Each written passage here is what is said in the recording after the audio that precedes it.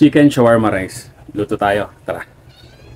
Ngayong araw nga mga kuys ay magluluto tayo ng chicken shawarma rice.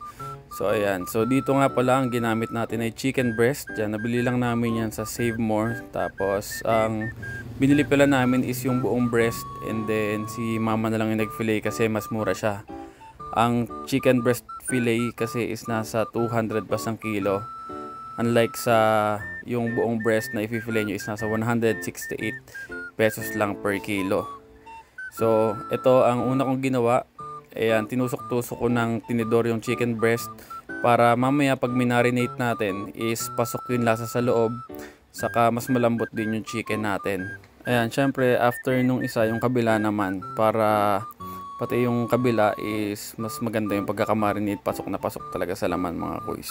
After nga natin siyang matusok-tusok, ay lalagyan na natin siya ng mga ingredients natin or pampalasa. So ito nga pala ang nilagay ko dito ay curry powder. At next naman natin itong ilalagay yung turmeric powder. At syempre hindi mawawala ang chili powder para kahit papano may konting sipa ng anghang. At next naman ay paprika.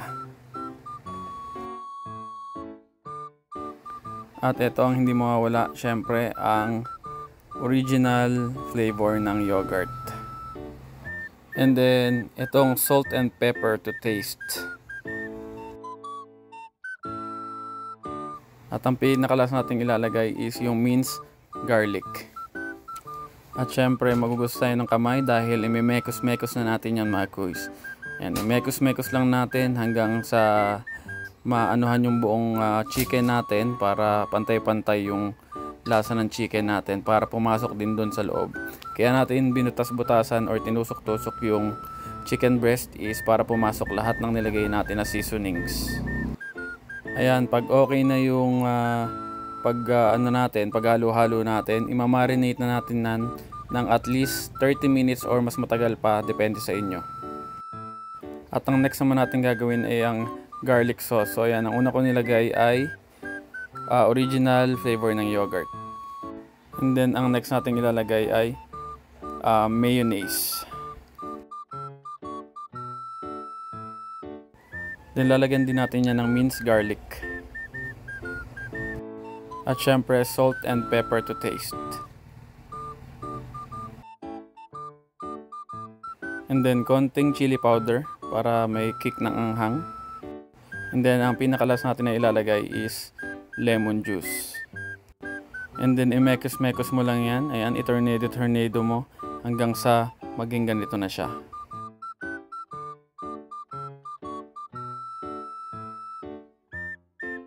Ngayon naman ay magluluto tayo ng java rice. So syempre una nating ilalagay ay mantika. Painitin muna natin yung pan tapos mantika.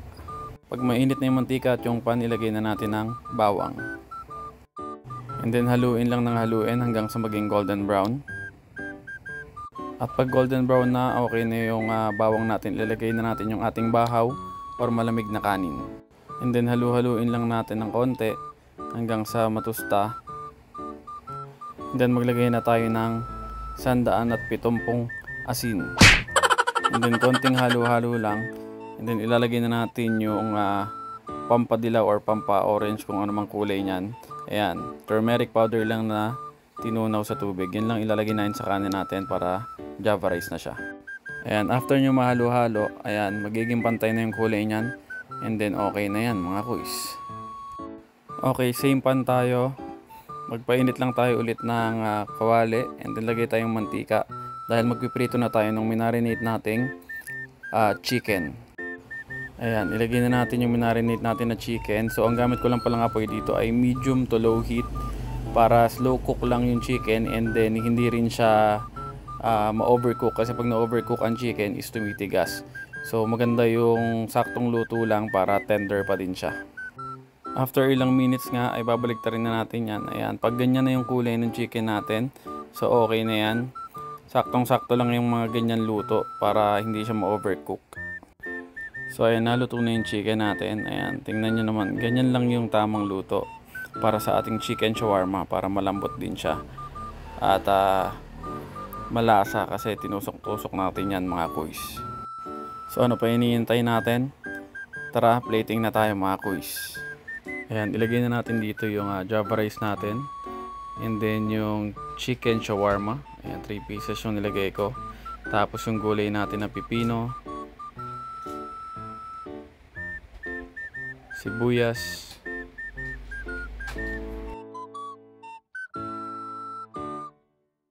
kamatis, at syempre ang special sauce natin.